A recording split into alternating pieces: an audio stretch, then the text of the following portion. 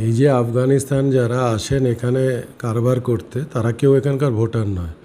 আর এদের টাকা আদায় করে কে জানেন? মানে রিকভারি এজেন্ট হচ্ছে অর্জুন সিংই হচ্ছে আফগানিস্তানে যারা টাকা পয়সা চালায়, যারা এদিকে ব্যবসা করে, তাদের রিকভারি এজেন্ট হচ্ছে অর্জুন।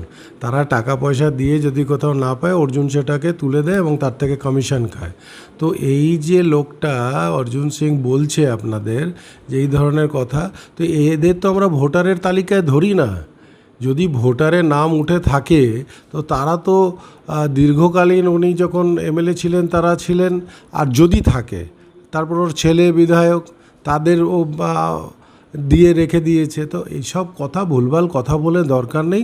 যারা বৈধ ভোটার তাদের নাম কোনো মতেই বাদ যাবে না, তাদের নাম কোনোভাবেই কাটা যাবে না। যারা অবৈধ তাদের হবে, আমরা তো কোনো অবৈধ ভোটারের পক্ষে কত কথা বলিনি। যারা বৈধ ভোটার তাদের একজনেরও নাম কাটলে আমরা সেটা নিয়ে প্রতিবাদ নিশ্চয়ই করব। কিন্তু যারা অবৈধ আছে তাদের নিয়ে তো আমাদের কথাই নেই। তো এইসব ভুলভাল কথা বলে বাজার গরম করার কারণ কি আছে?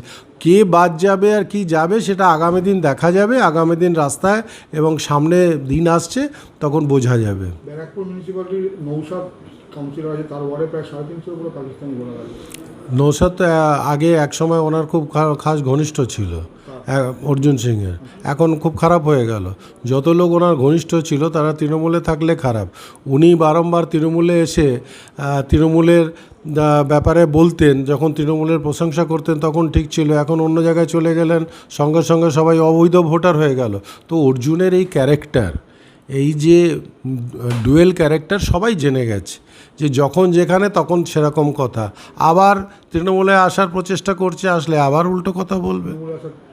অবশ্যই প্রচেষ্টা করছে, চেষ্টা করেই যাচ্ছে সে।